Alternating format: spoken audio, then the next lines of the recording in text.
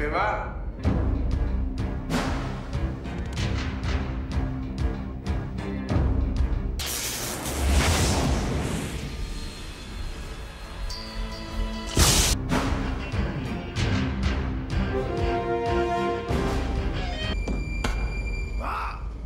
Ferme les yeux. Après son vertigineux Roadhouse en 1989, dont vous connaissez l'amour que j'ai pour lui avec le regretté Patrick Swayze, puis un Gladiator efficace en 1992, non pas celui avec Russell Crowe, je vous rassure, mais bien le film où cette canaille de Brian Denny organisait des combats de boxe illégaux entre des étudiants. Il va nous livrer ce polar thriller en 1993, ce qui sera sa dernière œuvre dans un film de genre. Bon, attention, je suis obligé de spoiler le film, ce qui n'est pas compliqué quand on le regarde de toute manière. Les enquêteurs ont été alertés par le tueur lui-même, qui les appelle après chaque meurtre pour les narguer. Roddy Harrington, réalisateur donc, écrit lui-même l'histoire, aidé par Marty Kaplan, qui n'a de scénariste que le nom, puisqu'il écrira, si on peut appeler ça écrire, Monsieur le député avec Eddie Murphy, et un bruit de coulisses de Peter Bogdanovich, les deux oubliés depuis. Je veux des petits-enfants. Quoi? Je t'en prie, papa, attends au moins que je sois adulte. Une histoire un peu trop simple pour comprendre qui est le coupable. Tous les poncifs nous donnent accès à trouver d'ailleurs celui-ci trop facilement, et il ne tue que des femmes que Hardy connaît dans la deuxième partie. Vous la connaissiez? Oui. Le film se dote de second couteau par contre de cinéma comme on les aime, de vraies gueules qui ont eu leurs heures de gloire sur la chaîne. Ça t'a pas suffi d'enfoncer ton équipier, hein? Pourquoi tu viens ici? T'es content de toi, pédé? Nous voici donc à Pittsburgh en 1991 où l'inspecteur Hardy occupe de hautes responsabilités au sein de la police comme sa famille depuis 5 générations. Une loyauté tout autant professionnelle que familiale. Son père dirige la brigade criminelle et un soir, lui et son fils Tom vont poursuivre un criminel, un tueur en série qui s'en prend donc aux femmes. Personne n'ira faire la fête avant qu'on ait eu ce connard. Faut qu'on le chope!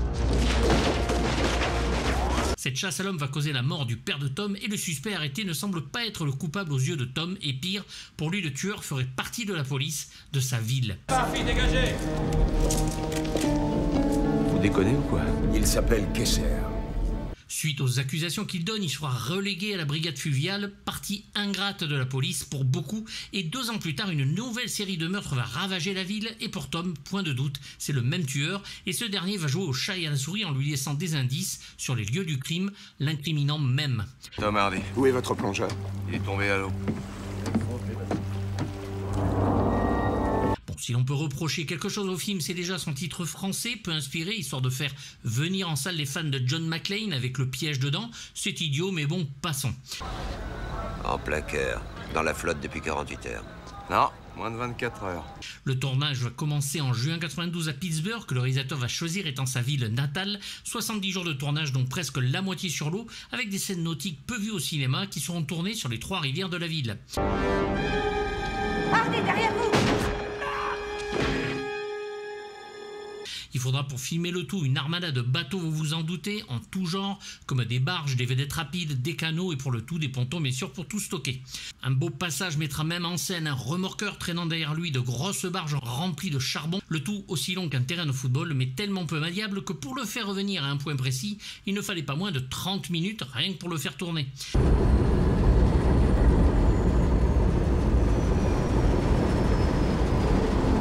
De quoi faire patienter techniciens et acteurs dûment payés à attendre aux grandes dames des producteurs qui voyaient les dollars s'envoler. En plus des scènes sur l'eau, l'équipe va enchaîner avec des scènes de nuit sur 8 semaines, quel bonheur, et va poser de nombreux problèmes au directeur de la photographie Mac Alberg, ancien réalisateur et scénariste de films érotiques, et oui.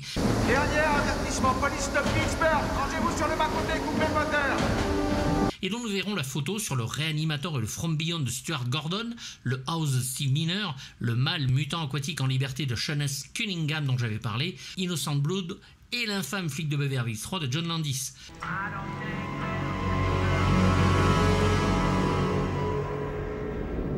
Pas un grand mais un solide technicien. Ici en tout cas, il fait le taf. Il n'est pas rare que les scènes de nuit soient filmées à Hollywood comme s'il faisait juste sombre afin que le spectateur puisse y voir quelque chose. Ici le défi sera de taille, surtout sur la scène de poursuite nocturne en bateau. Cette fois, tu ne baisseras pas. Mac dut éclairer 100 mètres de berge avec des projecteurs muscaux équivalents à des éclairages de stade fixés sur un châssis et une grue mobile.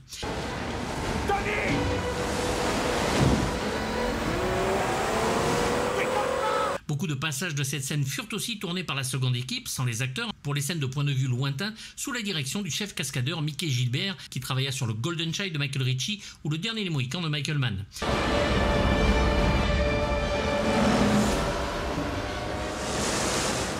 Il va tenter dans l'inédit avec le saut de 2 bateaux du haut d'un barrage à la vitesse de 60 km/h et filmé par 3 caméras afin de ne rater aucun moment sur ce passage.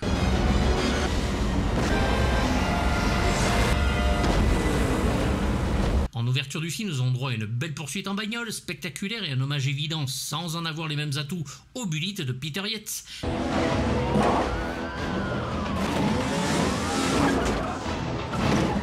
Et c'est Gilbert qui va chercher la rue la plus escarpée de la ville et va l'équiper de tremplins maquillés afin d'accentuer l'amplitude des sauts.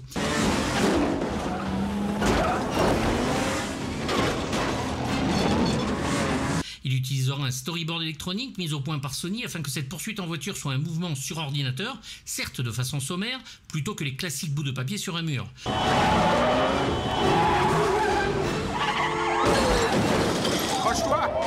Le tournage va aussi pouvoir utiliser pour la première fois aux États-Unis une innovation créée par nos amis belges, le Belgian Flying Cam System, un hélicoptère miniature radiocommandé sur lequel on va fixer une caméra de 35 mm. De petite taille et très maniable, il va permettre des prises de vue rarement vues avant, ce que les drones font parfaitement aujourd'hui.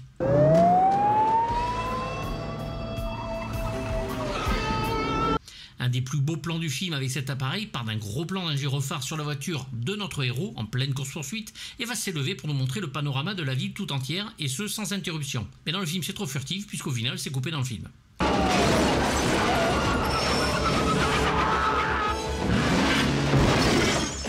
À la musique, nous avons Brad Fiedel, célèbre compositeur des musiques des 2 premiers Terminator et True Lies de James Cameron, Vampire, vous avez dit Vampire 1 et 2 de Tom Holland et Tommy Lee Wallace, ou L'Emprise des Ténèbres de Wes Craven.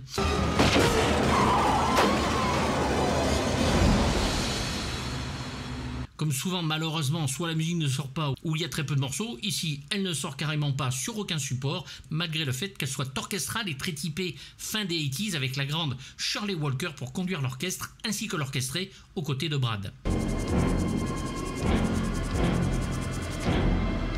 Je le bute, ce mec! Fiedel arrêtera la musique de film en 1996 et pour la télévision en 1999. Un budget de 30 millions de dollars avec une forte concurrence, le film rapportera 24 millions de dollars aux États-Unis, ce qui est peu, mais fort heureusement 77 millions dans le monde, 1 million d'entrées en France, pas exactement ce qu'espérait la Columbia puisqu'ils espéraient un nouveau Die Hard, d'autant que le Last Action Hero de John McTiernan chez le même studio sera un énorme échec financier la même année. Et détachez-nous, merde!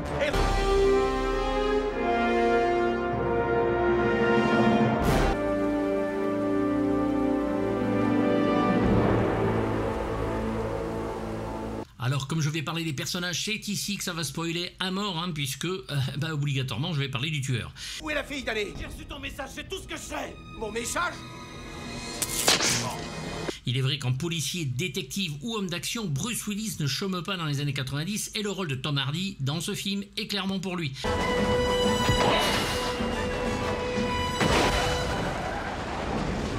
Il est très intéressé par le scénario parce qu'il pense pouvoir montrer une autre facette de son talent, l'action pour lui venant au second plan, et dans le film ce sont les rapports familiaux et la caractérisation des personnages qui vont le motiver grandement. Je savais bien qu'il viendrait. Regarde ça, ce bon vieux Tommy.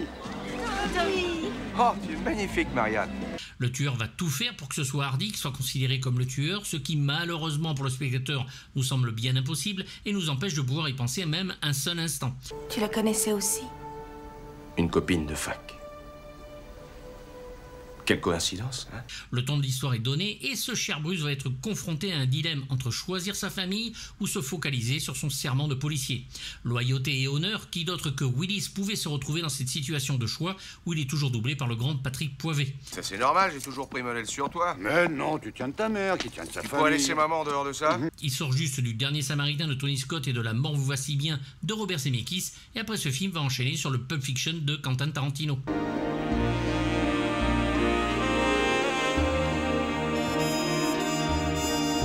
Il est encore une fois parfait en flic loser qui va reprendre sa vie en main via une enquête et reste comme notre Samaritain, individualiste, alcoolique, mais toujours professionnellement au taquet.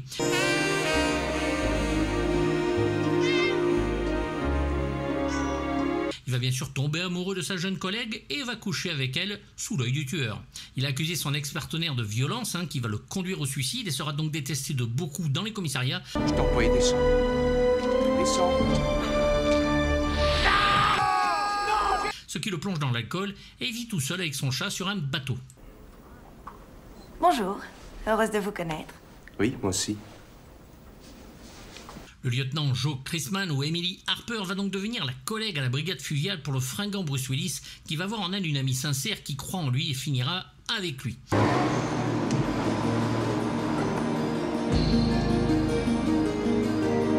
Elle essaie de comprendre la psychologie de Hardy et va l'aider au mieux jusqu'à devenir elle-même attaquée par le tueur. Malheureusement, l'on va apprendre qu'elle est un membre de la police des polices et qui doit évaluer Tom en milieu de film. Lieutenant Emily Harper.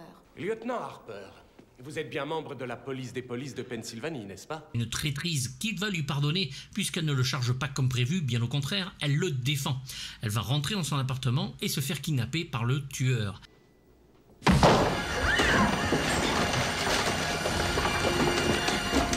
C'est une femme d'action, une bonne enquêtrice, et elle est interprétée par Sarah Jessica Parker, que l'on connaît bien depuis la série Sex and the City. Au cinéma, elle jouera dans de nombreux films comme Ed Wood, Mars Attacks de Tim Burton, et beaucoup de comédies romantiques. Pourquoi t'as changé ton témoignage? À ton avis? Elle est la femme de notre Ferris Bueller à la vie, Matthew Broderick, depuis 1997. Séverine Morisot est à sa voix française. Comment ça va? J'en sais trop rien. Ta jambe. Le détective Nick Detillo est interprété par le génial Dennis Farina. Il veut protéger tout le monde. C'est l'oncle de Tom Hardy, toujours pas l'acteur mais bien Bruce Willis, parle très mal à son fils restant et ne fait que s'engueuler avec Tom. Je croyais t'avoir dit de rester là-haut. Je te dis de remonter. Remonte! Je te dis de remonter! Il cache quelque chose au point que Hardy ne se demande pas s'il ne planque pas le tueur qui pourrait être un flic. Quand il comprend qui est le tueur, il va prendre les choses en main pour le protéger malheureusement. Sale fils de pute! Et devenir ce qu'il combattait, laissant derrière lui un témoin, le père de Tom, qu'il abat par accident pour sauver son propre fils. Arrête de nous suivre! Vince, non! Non! Il est doublé ici par Georges Berthaumieux, que l'on a vu dans des films cultes dont j'ai parlé sur la chaîne. Il va s'engager dans l'armée américaine, puis intégrer la police de Chicago pendant 18 ans, de 1967 à 1985, à la brigade de lutte contre les cambriolages. Et si vous faites la moindre allusion à ça dans votre papier, je vous boycotte à vie, compris? On vous enverra chier! C'est l'immense Michael Mann qui le repère et va le faire tourner dans le film Solitaire en 1980 aux côtés de James Caan, un perce-coffre au talent indéniable, et Mann le fera tourner dans la série Deux flics et Miami, puis lui donne le rôle de Jack Crawford dans Manhunter, ou le sixième sens, mettant en scène Hannibal Lecter pour la première fois, et le flic qui l'a arrêté, Will Graham, interprété par William Petersen, les deux films étant trouvables sur la chaîne. Je suis navré, Tommy. Je suis vraiment navré. Jamais je n'ai voulu que ça se termine. Il jouera aussi, toujours par Mann, dans la série Les Incorruptibles de Chicago. C'était mon fils. Mais là, c'est terminé. Deux de ses rôles les plus connus sont les personnages de Jimmy Serrano, le parrain mafieux de Midnight Run de Martin Brest en 1988 avec Robert De Niro, et Ray Bones Barboni, rival de l'usurier Chili Palmer, joué par John Travolta dans Get Shorty de Barry Sonnenfeld en 1995. C'est vraiment casse-gueule chez toi. Quelle idée aussi d'habiter sur un rafio. Vous auriez dû le brûler depuis longtemps, toi et ton père. Danny DeTillo est interprété par le regretté Tom Sizemore, doublé ici par Philippe Pétieux. Il est le jeune enfant donc de Denis Farina, souvent filmé en vue subjective, comme de par hasard, parle des problèmes psychiatriques de sa famille, comme de par hasard, et revient quand les meurtres commencent, comme de par hasard, mais peut-être un petit peu trop comme de par hasard, il reste tout de même un suspect. Papa, c'était tellement approprié, ici tout près du fleuve, tu trouves pas? Si tu veux boire à sa santé, faut boire aussi à la leur. Il obtiendra son premier rôle au cinéma dans le Haute Sécurité de John Flynn aux côtés de Sylvester Stallone, puis jouera plusieurs petits rôles et des seconds rôles dont on se souvient tant. Il a souvent le rôle du méchant ou du flic borderline, comme dans le Strange Days de Catherine Bigelow, et il a une filmographie de malade, et c'est malheureusement son addiction aux drogues qui le perdra en 2023. T'as trop regardé de flics à Miami? Mais qui c'est ce connard? Tom Hardy.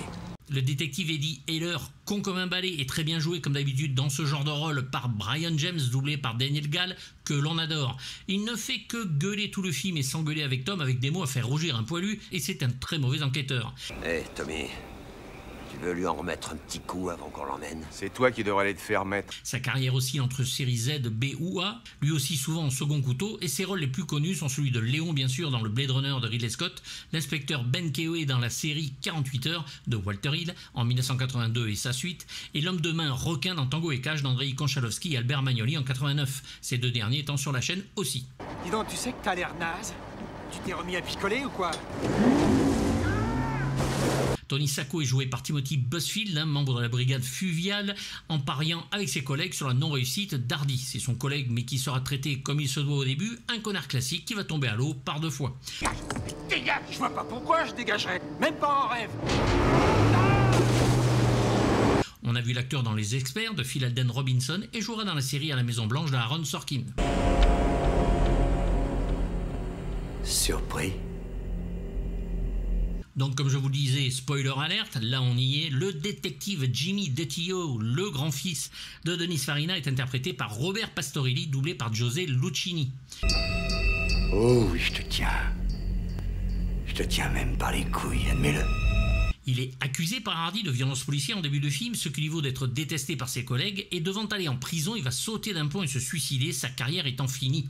Et bien sûr, on ne retrouve pas le corps, comme de par hasard. Bon, c'est toujours quand le corps n'est pas retrouvé que le final est rapidement devinable. Malheureusement, seule vraie faute scénaristique. Et au niveau de la réalisation, ici. Dis-le! Ah! Dis-le! Je t'en prie! Dis-le qui c'est le meilleur flic! Jimmy qui est le meilleur flic! C'est Jimmy! Sa prestation hystérique est toujours chiante alors qu'il est un tueur de sang-froid, il faudrait savoir, et il est compliqué de tout mélanger. Ce n'est pas la meilleure prestation du film, mais le face-à-face avec son père reste un bon moment.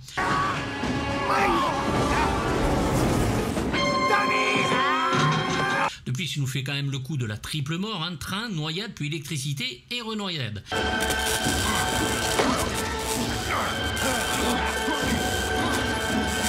Il a de nombreux rôles à son actif, mais c'est en 1999 qu'il va défrayer la chronique avec la mort de sa petite amie, Sherman Jonovich, âgée seulement de 25 ans. Ils venaient de s'engueuler tous les deux et elle est retrouvée morte d'une balle dans la tête. L'acteur déclare alors qu'elle s'est suicidée devant lui. Alors, c'est qui le meilleur flic maintenant? Dans un premier temps, le bureau du coroner va juger que la cause du décès est indéterminée et la police va déclarer qu'il s'agissait d'accident ou d'un suicide. Cependant, quelques mois plus tard, le coroner indique qu'elle est décédée des suites d'un homicide, citant la mise en scène du crime et des preuves scientifiques que l'arme à feu a été manipulée après la décharge. Et lui, il se balade avec moi en disant « Oui, le tueur, oui, il est le tueur !» Les autorités étant sur le point de reclasser la mort de sa petite amie comme un meurtre plutôt que comme un suicide, une source policière déclare que Pastorelli avait été averti et qu'il était un suspect et qu'il prévoyait de l'arrêter.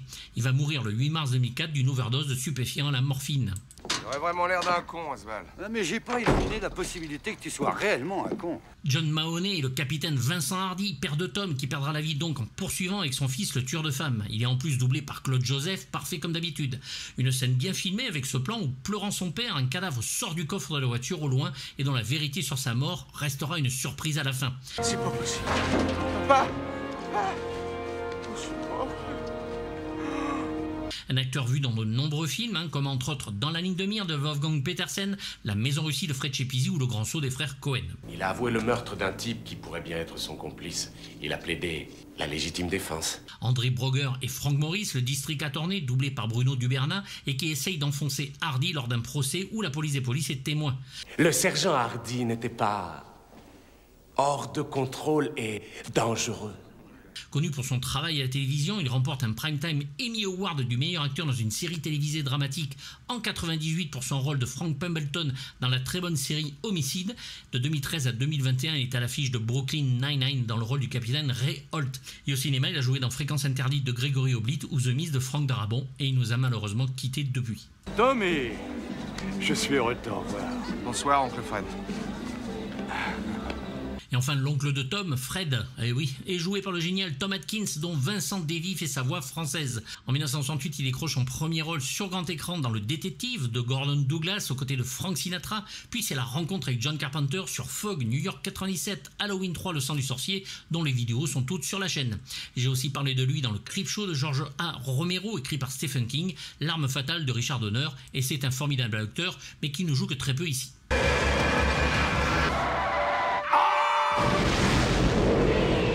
Putain de merde.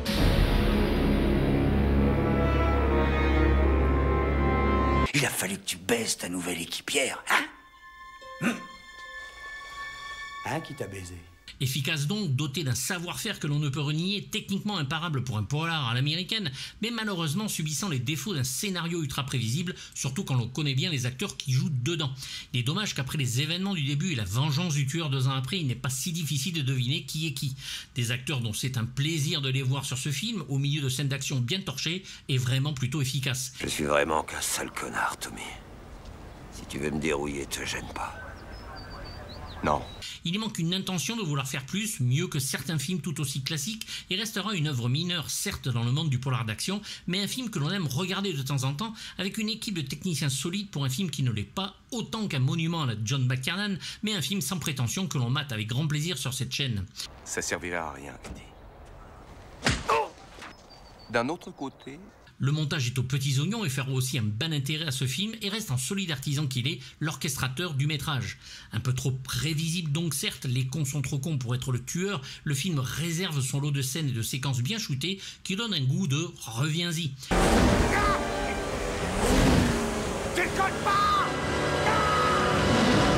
97 minutes en plus, pas inoubliable certes, mais en bon petit film d'action du dimanche soir, c'est que du bonheur avec un réalisateur qui a un très bon sens du rythme et s'il nous donnait ici ce pourquoi nous sommes venus.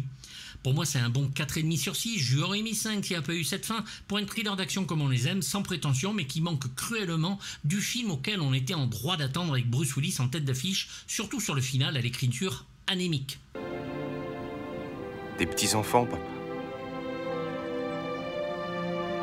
N'hésitez pas à me faire part de vos avis dans les commentaires, j'y répondrai comme d'habitude, même négatif si c'est écrit poliment. Vous avez le lien pour les DVD et les Blu-ray s'ils existent dans la description, et vous pouvez vous abonner à la chaîne Patreon qui vous permet d'avoir les vidéos en avance, sans censure ni pub, et avec des lives et des vidéos inédites. La boutique est ouverte avec mugs, t-shirts, suites, tabliers de cuisine, bref plein de choses, et vous avez aussi le lien en description.